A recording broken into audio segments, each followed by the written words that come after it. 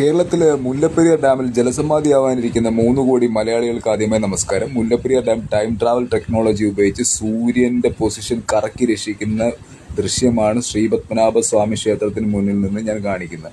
ഈ ശ്രീപത്മനാഭ സ്വാമി ക്ഷേത്രത്തിന്റെ ഏക ഉടമസ്ഥൻ 22 കോടി ട്രില്യൺ നിധിയുടെ ഏക അവകാശി, ഇന്ത്യയുടെ ഏക പ്രസിഡന്റ് പ്രധാനമന്ത്രി അഭിലാഷ് എന്ന ഞാൻ മാത്രമാണ്. കേരളത്തിലെ തിരുവിതാംകൂർ ക്ഷേത്രങ്ങളുടെ എല്ലാത്തിൻ്റെയും അവകാശി ഞാനാണ്. ഒന്നാമത്തെ കാര്യം, ഈ മുല്ലപ്പെരിയാർ ഡാം രക്ഷിച്ചില്ലെങ്കിൽ കേരളത്തിൽ കൊച്ചു കുട്ടികളടക്കം 3 കോടി ജനങ്ങൾ ജലസമാധിയാകും.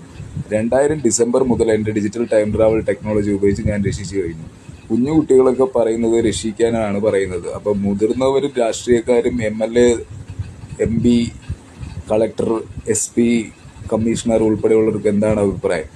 മുല്ലപ്പെരിയാർ ഡാം ഇനി ടൈം ട്രാവൽ ഡിജിറ്റൽ ടെക്നോളജി ഉപയോഗിച്ച് രക്ഷിക്കണോ, അതോ എല്ലാവരും കടലിൽ മുല്ലപ്പെരിയാർ ഡാം തകർന്ന് ഭൂകമ്പമുണ്ടായി സുനാമിയായിട്ട് മാറി കടലിൽ ജലസമാധിയാകട്ടെ എന്ന് എഴുതിയിട്ട് മരണത്തിന് വിട്ടുകൊടുക്കണമോ വേണ്ടയോ?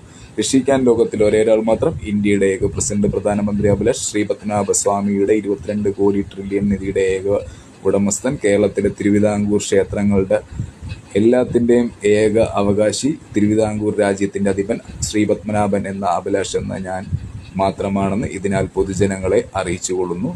മുല്ലപ്പെരിയാർ ഡാമിൽ സുനാമിയിൽ കടലിൽ ജലസമാധിയാകണോ അതോ രക്ഷിക്കണോ വേണ്ടയോ? പൊതുജനങ്ങൾക്ക് തീരുമാനിക്കാം. Time starts now. ഓൾറെഡി